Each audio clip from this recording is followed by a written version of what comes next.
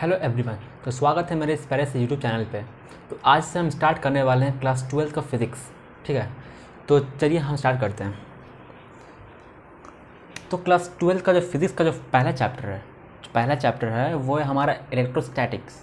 मतलब जो पहला यूनिट कौन सा है हमारा? इलेक्ट्रोस्टैटिक्स। ठीक है, तो ये जो सेक्शन है इलेक्ट्रोस्टैटिक्स, इसमें हमारे टोटल 2 चैप्टर आते हैं। पहला जो है उसका नाम है इलेक्ट्रिक चार्जेस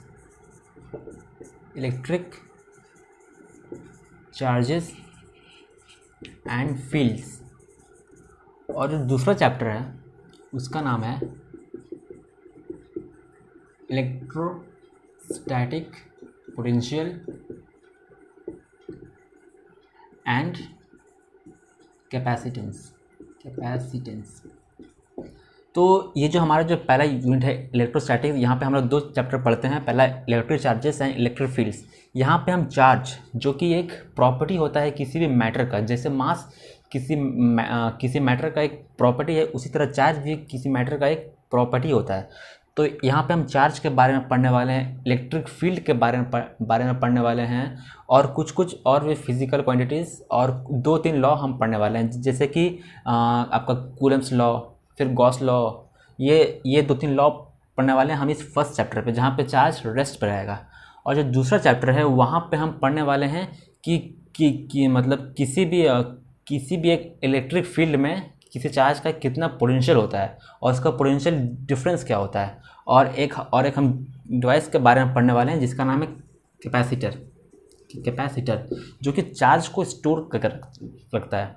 तो फर्स्ट चैप्टर में हम सिर्फ चार्ज के बारे में पढ़ने वाले हैं, और दूसरे चैप्टर में हम पोटेंशियल, किसी इलेक्ट्रिक फील्ड में किसी चार्ज का कितना पोटेंशियल होता है, और एक डिवाइस के बारे में जिसका नाम है कैपेसिटर, उसके बारे में पढ़ने वाले हैं। और कैपेसिटेंस एक प्रॉपर्टी होता है, जैसे कि रेजिस्टेंस एक कंडक्टर का प्रॉपर्टी होता है, उसी तरह कैपेसिटेंस भी एक कंडक्टर का प्रॉपर्टी होता है। तो चलिए हम स्टार्ट करते हैं हमारे इस फर्स्ट चैप्टर से, जिसका नाम है electric charges and electric fields. तो सबसे पहले हम देखेंगे कि कि ये चार्ज क्या होता है, आखिर चार्ज, क्योंकि हम इस चैप्टर में बेसिकली चार्ज के बारे में सब कुछ पढ़ने वाले हैं। तो हमें सबसे पहले यह जानना होगा कि चार्ज होता क्या है। ठीक है, चार्ज को जानने से पहले हम मास के बारे में कुछ बोलना चाहेंगे कि मास आखिर में क्या होता है। मास हम बचपन से सुनते आ रहे हैं कि मतलब किसी भी एक बॉडी में जितना वॉल्यूम स्टोर होता है उसको हम बोलते हैं मास। तो मास को हम एक नए ढंग से भी डिफाइन कर सकते हैं, क्या? Property of matter due to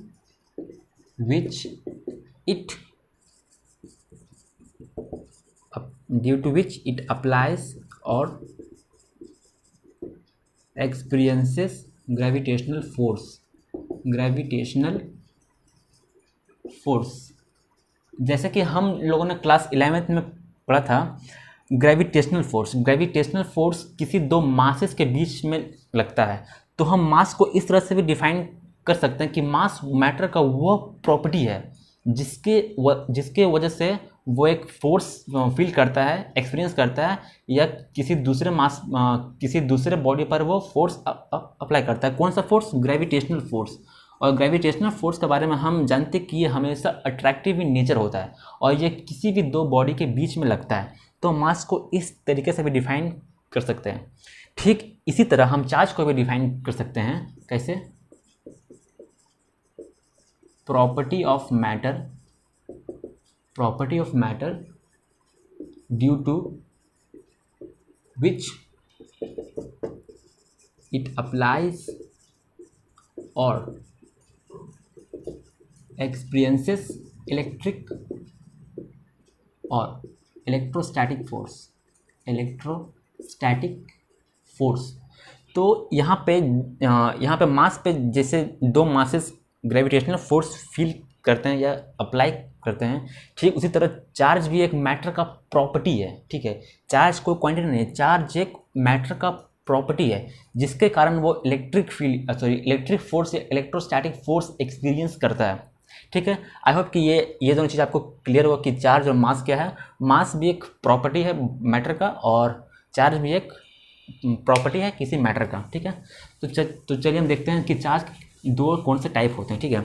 हम सभी लोग बचपन से पढ़ते आ रहे हैं कि चार्ज के हमारे बेसिकली दो टाइप होते हैं। चार्ज के दो टाइप होते हैं। पहला होता है पॉजिटिव चार्ज और दूसरा होता है negative charge. Positive charge means क्या? ये चीज़ को बताने से पहले मैं आप सभी को एक चीज़ बताना चाहूँगा कि किसी भी न्यूट्रल एटम में ये हमारा न्यूक्लियस है, ये हमारा फर्स्ट ऑर्बिटल, ये सेकेंड ऑर्बिटल, ठीक है।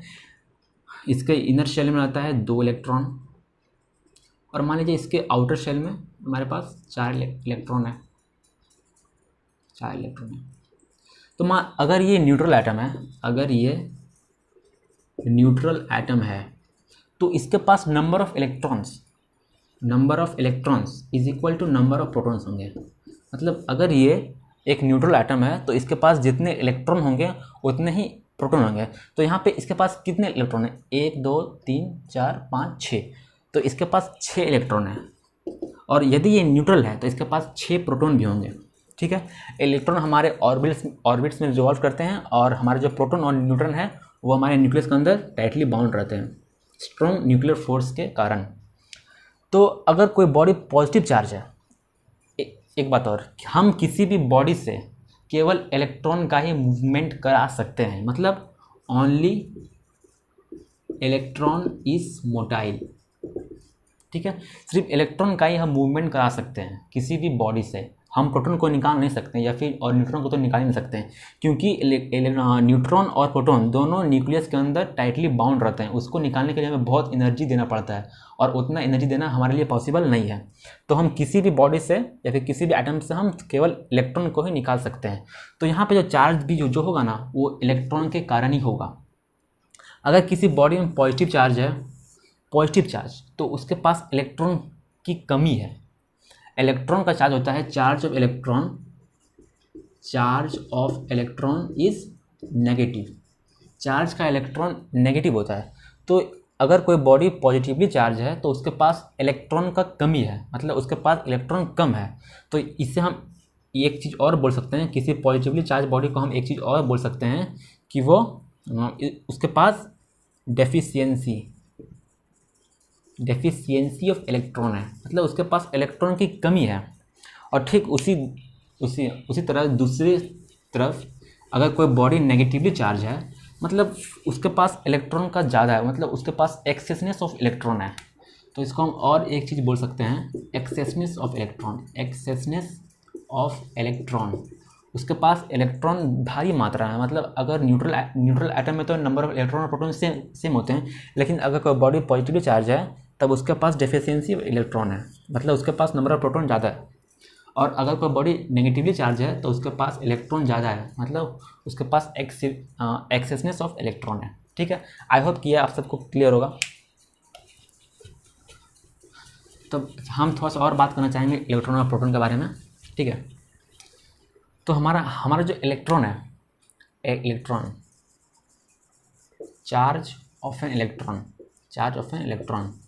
हमारा एक इलेक्ट्रॉन है उसका चार्ज होता है -1.6 × 10⁻⁻19 कूलम, ठीक है। और चार्ज ऑफ प्रोटॉन एक प्रोटॉन का चार्ज होता है +1.6 × 10⁻⁻19। दोनों का मैग्नीट्यूड सेम होता है 1.6 × 10⁻⁻19। लेकिन यहाँ जो माइनस और प्लस साइन है ये केवल ना ही डायरेक्शन बताता है ना ही वैल्यू, ये हमें बताता है चार्ज का नेचर। अगर नेगेटिव है तो वो हमें डिनोट कर रहा है कि वो नेगेटिव चार्ज है, मतलब कि इलेक्ट्रॉन। और अगर वो पॉजिटिव है मतलब वो क्या पॉजिटिव चार्ज है, ठीक है। और ऐसा यूनिट होता है चार्ज का, ऐसा unit of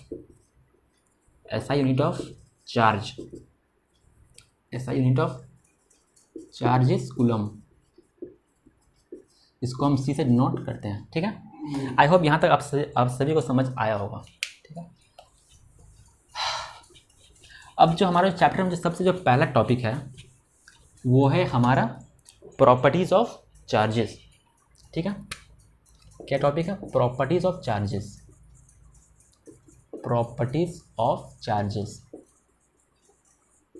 properties of charges, ठीक है। तो जो सबसे पहला जो प्रॉपर्टी है जो कि सबसे बेसिक है, कौन सा है? लाइक चार्जेस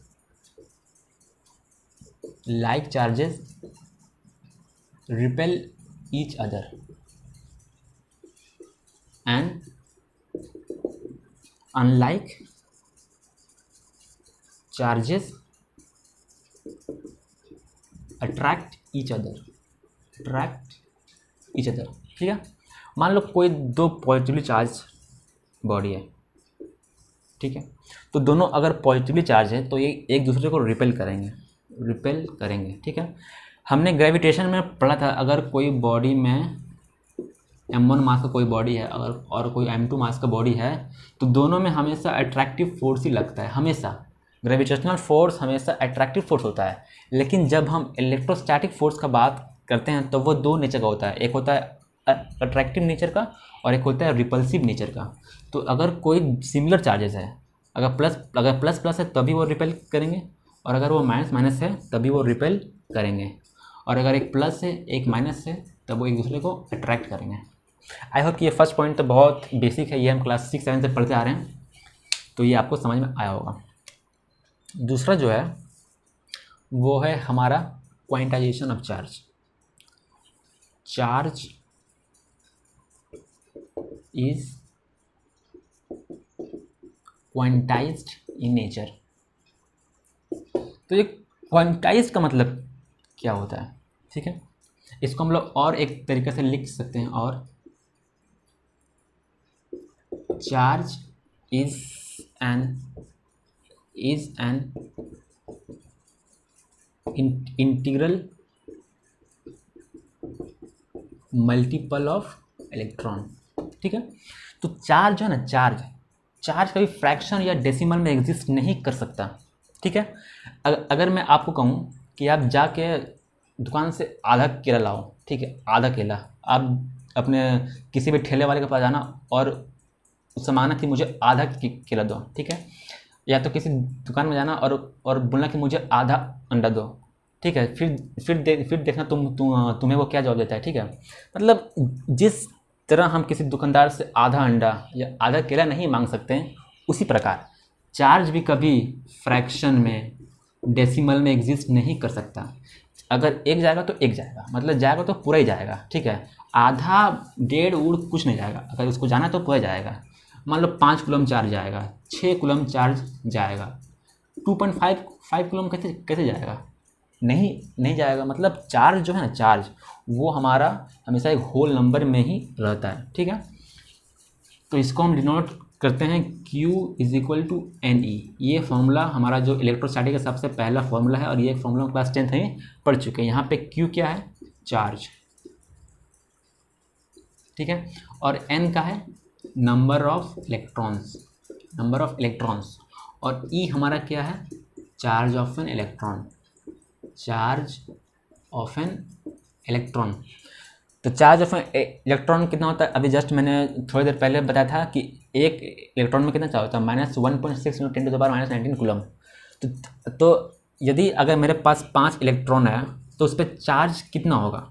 तो इसको अगर हम निकालना चाहेंगे तो इसको हम सिंपल निकाल सकते हैं ये वाला फॉर्मूला से, Q = NE। तो N में हम 5 वैल्यू पुट करेंगे और E की जगह में हम जो हमारा वो एक इलेक्ट्रॉन का जो चार्ज है 1.6 × 10⁻⁻19 कूलम, ठीक है, और ये हम कर देंगे तो हमारा चार्ज आ जाएगा इतना 18 कूलम, ठीक है। तो ये है कुछ बेसिक चीज़ जहाँ से हम, अगर हमारे पास नंबर ऑफ इलेक्ट्रॉन दिया है तो वो कितना चार्ज एग्जर्ट कर रहा है, तो ये हम निकाल सकते हैं। तो ये दो प्रॉपर्टीज़ आई होप आप सभी को क्लियर होंगे।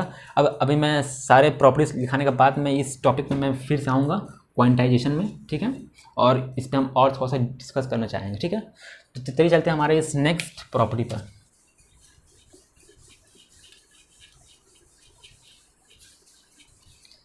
तो हमारा जो तीसरा प्रॉपर्टी है वो है charge is invariant in nature. Invariant, charge is invariant. Invariant मतलब क्या? जो चेंज ना हो, ठीक है। Invariant nature. तो चार्ज होता है ना, चार्ज को अगर हम किसी बॉडी पर बैठा के उसको किसी भी यू वेलोसिटी से अगर उसको हम छोड़ दें, ठीक है, अगर किसी क्यू चार्ज को हम यू वेलोसिटी से फेंक दें तो उसका चार्ज ना, उस चार्ज पर कुछ फ़र्क नहीं पड़ने वाला है। वो चार्ज क्यू का क्यों ही रहेगा, चाहे उसको हम कितने भी स्पीड से क्यों ना फेंक दें, वो स्पीड पे डिपेंड नहीं करता है, ठीक है। Charge does not depend on speed, ठीक है। मतलब चार्ज को हम कितने भी वेलोसिटी से फेंक दें, चार्ज ना ही कम होगा ना ही बढ़ेगा, चार्ज जितना था उतना ही रहेगा। तो इसका सिंपल मतलब यही है। जो चौथा प्रॉपर्टी है वो है आपका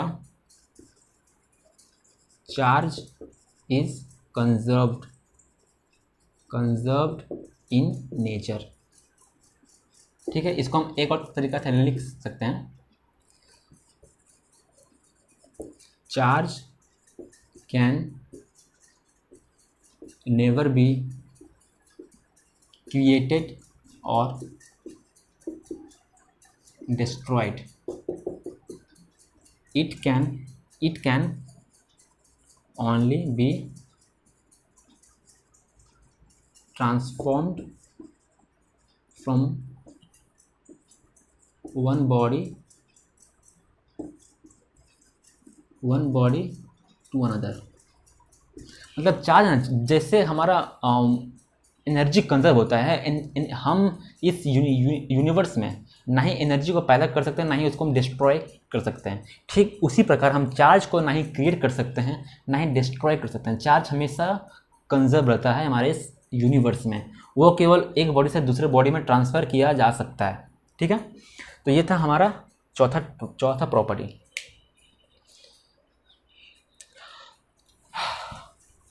तो चलिए चलते हैं हमारे नेक्स्ट प्रॉपर्टी की तरफ, जो कि पांचवा है और बहुत इंपॉर्टेंट नहीं, मतलब बोल सकते हैं बेसिक टाइप का।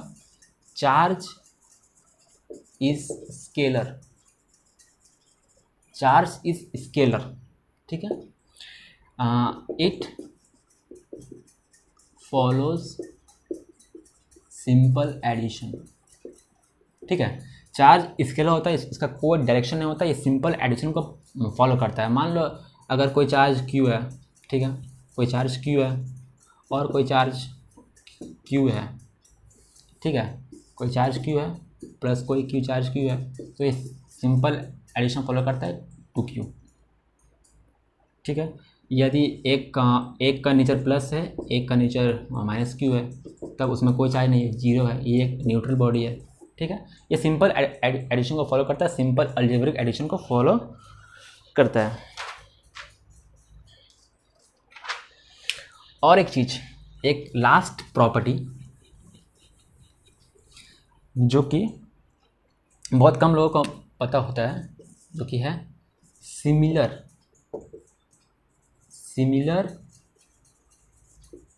चार्ज बॉडी में और may not attract each other,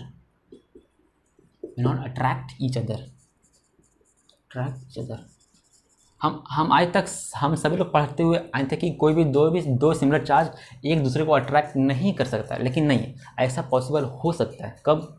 मान लो कोई एक बॉडी पॉजिटिवली चार्ज है, ठीक है, पॉजिटिवली चार्ज है इसमें, मान लो उसमें प्लस कैपिटल क्यू चार्ज है, ठीक है। वही दूसरी तरफ एक सेम बॉडी है जिसका मान लो इसका कुछ रेडियस आर है, कैपिटल आर है, और इसका मान लो कुछ रेडियस स्मॉल आर है, इसमें भी पॉजिटिवली चार्ज है, ठीक है। मान लो ये बॉडी ए है, ये बॉडी बी है, ये भी पॉजिटिव चार्ज है, मान लो इसमें कुछ स्मॉल क्यू चार्ज है, ठीक है। जब ये दोनों को हम आस पास लाएंगे ना, थोड़े करीब लाएंगे, ठीक है, ये बॉडी पॉजिटिवली चार्ज है, तो इसका मतलब ये तो नहीं कि इसके अंदर इलेक्ट्रॉन है ही नहीं, मतलब इलेक्ट्रॉन तो इसके अंदर है, इसके अंदर फ्री इलेक्ट्रॉन है, लेकिन हाँ उसका मतलब इलेक्ट्रॉन के उसके पास इलेक्ट्रॉन है लेकिन थोड़ा सा कम है, उससे कुछ इलेक्ट्रॉन निकाल दिया गया। अब इसका मतलब ये तो नहीं कि इसके पास इलेक्ट्रॉन है ही नहीं। तो जब हम इस बॉडी को इसके करीब लाएंगे, ब्रॉट नियर, जब इस छोटे बॉडी को इस बड़े बॉडी के करीब लाएंगे, ठीक है, तब ये पॉजिटिव चार्ज, यहाँ भी पॉजिटिव चार्ज था, तो इसके पास जो पॉजिटिव चार्ज था ना, इसको वो रिपल्शन के कारण इस पॉजिटिव चार्ज को इस तरफ ढकेल देगा, ठीक है, इस तरफ इसको ढकेल देगा, ठीक है। और जो नेगेटिव चार्ज है, इसके पास जो भी नेगेटिव चार्ज रहेगा इसको अपने तरफ खींच लेगा, ठीक है। एक बात मैं फिर से बोलना चाहूँगा, इसके पास पॉजिटिव चार्ज है, इसका मतलब ये नहीं कि इसके पास इलेक्ट्रॉन है ही नहीं, इलेक्ट्रॉन है लेकिन थोड़ा सा कम है, लेकिन इलेक्ट्रॉन तो है। तो ये जो बड़ा बॉडी है, इस छोटे बॉडी से अपने कुछ इलेक्ट्रॉन जितना भी उसके पास है वो अपनी तरफ कुछ खींचना चाहेगा, तो इसी तरह वो अपने बॉडी से थोड़ा सा उसको, अपने नेगेटिव चार्ज को थोड़ा अपनी तरफ खींच लेता है। इसी कारण यहाँ पे सिमिलर बॉडी में अट्रैक्शन पॉसिबल होता है। तो यही हमारे कुछ 6 प्रॉपर्टीज थे चार्जेस के बारे में जिन्हें हमें जानना बहुत इंपॉर्टेंट है, ठीक है। अभी जैसे मैंने कहा था कि मैं क्वांटाइजेशन ऑफ चार्ज पर फिर से आऊँगा, तो चलिए मैं एक क्वेश्चन से करते हैं स्टार्ट। तो क्वेश्चन क्या है, find total number of electron present in 1 coulomb charge. 1 coulomb charge पे कितने इलेक्ट्रॉन प्रेजेंट है, हमें ये फाइंड आउट करना है। तो अभी मैंने एक फॉर्मूला लिखाया था Q is equal to NE, जो कि हमारा चैप्टर का पहला फॉर्मूला था। तो Q हमारा कितना है, 1 कूलम, और N हमें निकालना है। और एक इलेक्ट्रॉन पर चार्ज कितना होता है, 1.6 इंटू 10⁻⁻19 कूलम होता है। फिर कितने, 1.6 इंटू 10⁻⁻19 कूलम, ठीक है। और हमें N निकालना है, तो 1 डिवाइड बाई 1.6 इंटू 10⁻⁻19, ठीक है। अब ये -19 जब ऊपर जाएगा तो प्लस हो जाएगा, N प्लस हो जाएगा। अब इस डेसिमल को हटाएंगे ऊपर, तो एक यहाँ 0 आएगा, ठीक है। तो इसको तो हम ऐसे भी लिख सकते हैं, 100 इंटू 10⁻18/16, ऑफकोर्स।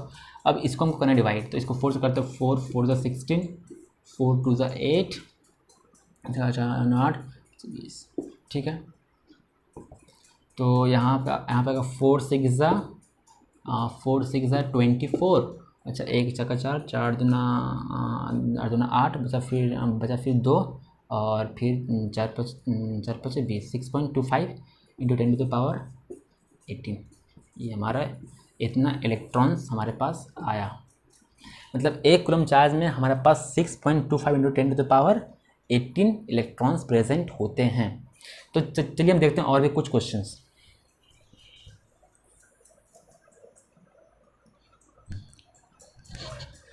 तो ये क्वांटाइजेशन ऑफ चार्ज से कुछ क्वेश्चन यहाँ पे हमें बताना है कि यहाँ पे कौन कौन से चार्ज पॉसिबल होंगे, ठीक है। तो चलिए हम स्टार्ट करते हैं। तो हमारा जो पहला सवाल है वो है 1.6 इंटू 10⁻⁻20 कूलम, ठीक है। तो हम वही फॉर्मूला यूज़ करने वाले हैं, Q is equal to NE। तो Q हमारा कितना है, 1.6 इंटू 10⁻⁻20 कूलम। N हमें निकालना, और इलेक्ट्रॉन का चार्ज होता है 1.6 इंटू 10⁻⁻19 कूलम, ठीक है। तो हमें N निकालना है, तो N को हम निकालेंगे, तो 1.6 इंटू 10⁻⁻20 डिवाइड, ये यहाँ पे नीचे आ जाएगा 1.6 इंटू 10⁻⁻19। तो ये कट जाएगा, ये जब ऊपर जाएगा तो ये बन जाएगा 1 इंटू 10⁻⁻20 प्लस 19 हो जाएगा, ठीक है, 19। तो -20 प्लस 19 कितना होता है, 10⁻⁻9। मतलब N जो हमारा है वो आएगा 1/10, मतलब 0.1 इलेक्ट्रॉन। तो क्या 0.1 इलेक्ट्रॉन पॉसिबल है, नहीं है। हम क्या बोलते हैं, कोई भी चार्ज फ्रैक्शन में प्रेजेंट नहीं हो सकता, मतलब इलेक्ट्रॉन, ये क्या N है, और ये क्या E है, मतलब NE है। मतलब N हमारा जो है वो एक होल नंबर आना चाहिए, फ्रैक्शन या डेसिमल में नहीं आना चाहिए। तो ये पूरा चार्ज नॉट पॉसिबल है, ये चार्ज नॉट पॉसिबल है, ठीक है। यहाँ पे N का वैल्यू डेसिमल मारा, इसलिए ये चार्ज पॉसिबल नहीं है। ठीक उसी तरह यहाँ भी N जो है ये क्या है, E मतलब क्या होता है, इलेक्ट्रॉन। तो Q is equal to NE, E है, हमें यहाँ पे E ये लिखा हुआ है, और N का वैल्यू दिया हुआ है 0.1। तो 0.1 तो पॉसिबल नहीं है, तो ये भी चार्ज नॉट पॉसिबल, ठीक है। यहाँ भी सेम 1 E/10 मतलब क्या, 0.1 इलेक्ट्रॉन। तो ये भी चार्ज तो पॉसिबल नहीं है, नॉट पॉसिबल, ठीक है।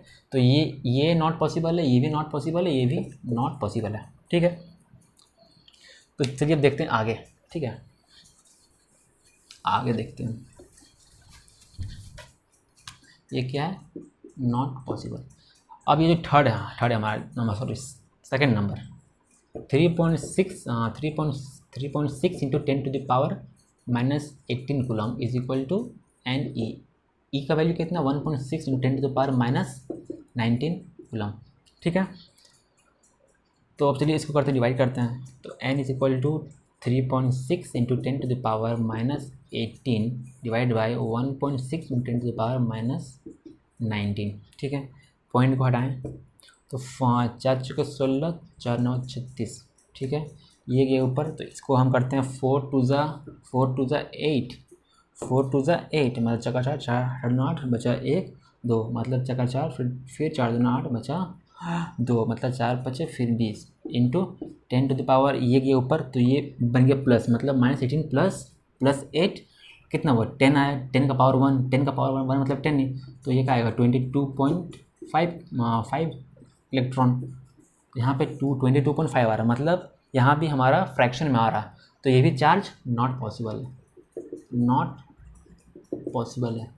अभी मैं थोड़े देर बाद में एक चीज़ आपको आप सभी को बताने वाला हूँ, जिससे आपको इतना कैलकुलेशन करने का ज़रूरत नहीं है, आप डायरेक्ट आप चार्ज को सिर्फ देख के बता दोगे कि चार्ज पॉसिबल है या नहीं, ठीक है। तो एक हम आखिरी वाला कर लेते हैं, ई वाला, ठीक है, ई वाला जी number 9.6 into 10⁻⁻15 coulomb into n is equal to 1.6 into 10⁻⁻19 coulomb, ठीक है। तो 1685 16 छके 96, 6 टाइम्स में ये जा रहा, ठीक है। तो n is equal to 6 into 10⁻⁻15 into divide by 10⁻⁻19। अब ये -19 ऊपर जाएगा तो क्या होगा 6 इंटू 10⁻15 प्लस 19, तो ये कितना हो जाएगा 6 इंटू 10⁻10 प्लस 4, ठीक है। तो ये इलेक्ट्रॉन, ये तो हमारा डेसिमल में नहीं आ रहा है, अगर इसको हम लिखना चाहे तो ऐसे भी लिख सकते हैं 6 इंटू 1 2 3 4 कूलम, तो इतना कूलम चार्ज तो पॉसिबल है ना, इतना कूलम चार्ज, इतना चार्ज तो पॉसिबल है, मतलब इतना नंबर ऑफ इलेक्ट्रॉन तो पॉसिबल है। अगर इतना नंबर ऑफ इलेक्ट्रॉन पॉसिबल है तो ये चार्ज भी तो पॉसिबल है, ये चार्ज भी पॉसिबल है, ठीक है। तो अब मैं बताने वाला हूँ कौन सा चार्ज पॉसिबल नहीं है, ठीक है। ये चार्ज पॉसिबल था, सॉरी ये नहीं, ये चार्ज ना, ये चार्ज पॉसिबल था। अब ये चलिए हम नंबर ई भी हम देख लेते हैं क्या है। ये जो 1/100 है, इसको तो हम लोग ऐसे भी लिख सकते हैं 1 इंटू 10⁻⁻2 कूलम भी लिख सकते हैं, is equal to n into charge on 1 electron 1.6 into 10⁻⁻19 coulomb, ठीक है। तो n क्या होगा हमारा 1 into 10⁻2 divide by 1.6 into 10⁻⁻19 coulomb, ठीक है। अब यहाँ पे हमें 1 इसको एक हटाएंगे, अगर एक डेसिमल तो यहाँ पे होगा 10 आएगा, ठीक है।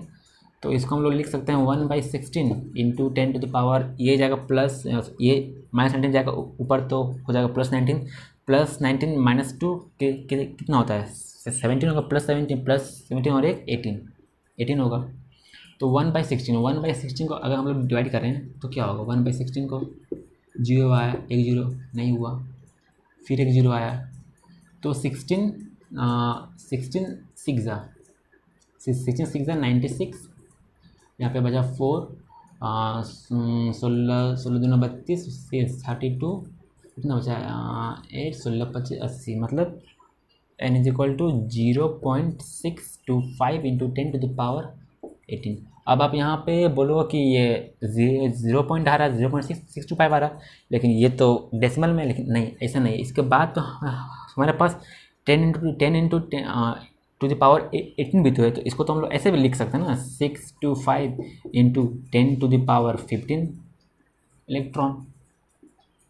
ये इतना नंबर ऑफ इलेक्ट्रॉन तो पॉसिबल है ना, तो अगर इतना नंबर ऑफ इलेक्ट्रॉन पॉसिबल है तो ये भी चार्ज पॉसिबल है। तो अब हम फाइनली देख सकते हैं कि वो ट्रिक क्या है जिससे हम बिना कैलकुलेट किए बता सकते हैं कि हमारा चार्ज पॉसिबल है कि नहीं। अगर किसी चार्ज पे, अगर किसी चार्ज पर 10 टू द पावर -20 से कम चार्ज है, -10 टू द पावर -20 से कम चार्ज है, तो वह चार्ज पॉसिबल नहीं है।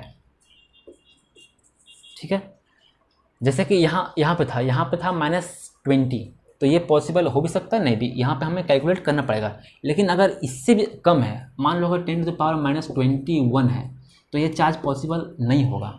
मान लो 10 टू द पावर -22 है, तो ये भी चार्ज पॉसिबल नहीं होगा। चाहे आप इसे चाहते हो कैलकुलेट करके देख सकते हो, मैं इसलिए नहीं दिखा पा रहा हूँ क्योंकि इस वीडियो का लेंथ बहुत बड़ा हो जाएगा, तो आप एक बार आप घर पे चेक करके देख सकते हो। ठीक है, मतलब यदि किसी चार्ज पे उसका पावर 10 टू द पावर -20 से कम है, मतलब नेगेटिव का पावर कम है, मतलब अगर कम है मतलब कम मीन्स क्या, नेगेटिव में जितना नंबर बढ़ाएंगे वो उतना कम होता जाएगा। तो अगर जितना कम है तो वो नॉट पॉसिबल है। अगर 20 है तो 20 में हमें कैलकुलेट करके देखना पड़ेगा, 19 है तब तो पॉसिबल है। ठीक है, और दूसरा जो है वो है, अगर किसी चार्ज पर 10 टू द पावर -15 से ज़्यादा चार्ज है, सॉरी, ये यदि किसी पर किसी पर 10 टू द पावर -15 से ज़्यादा चार्ज है, तो वह चार्ज पॉसिबल है।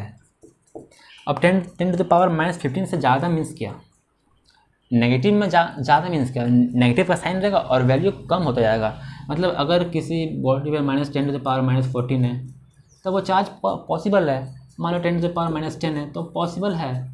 इसे आप करके देख सकते हो। ठीक है, तो ये सब चार्जेस पॉसिबल है, और अगर किसी पर 10 टू द पावर -20 से कम है तो वो चार्ज पॉसिबल नहीं है। आई होप कि ये आपको क्लियर होगा। ठीक है, अब यहाँ पे ये है, ये तो पॉसिबल था ही। ठीक है, ये भी पॉसिबल है, क्योंकि जब इसको हम कैलकुलेट करने जाएंगे तो ये पॉसिबल है, क्योंकि देखिए 9.6 × 10 टू द पावर -15 n है, यहाँ पे कितना 1.6 × 10 टू पावर -19 है, तो 16 छके 96 में कट रहा, और ये जो -19 है ये इधर जाके क्या हो जाएगा, +4 में हो जाएगा। मतलब n = 6 × 10 टू पावर +4। ये चार्ज पॉसिबल है। तो इस बात को आप ध्यान रखिएगा, तो इस टाइप के क्वेश्चन आप बिना कैलकुलेशन का सॉल्व कर सकते हैं। तो आई होप कि आज का लेक्चर आप सभी को समझ में आया होगा। तो नेक्स्ट क्लास में हम बात करेंगे कंडक्टर और इंसुलेटर के बारे में, और हम कूलम्ब्स लॉ स्टार्ट करेंगे, और हम सुपरपोजिशन थ्योरम भी पढ़ेंगे। ठीक है, तो अगर आप इस लेक्चर को पसंद आया हो, अगर आप सभी को समझ में आया हो, तो प्लीज़ मेरे वीडियो को लाइक करना। अगर किसी को कुछ समझ ना आए, अगर किसी को कुछ डाउट हो, तो आप नीचे कमेंट सेक्शन में अपना क्वेश्चन डाल सकते हैं, मैं ज़रूर रिप्लाई करूँगा। Thank you.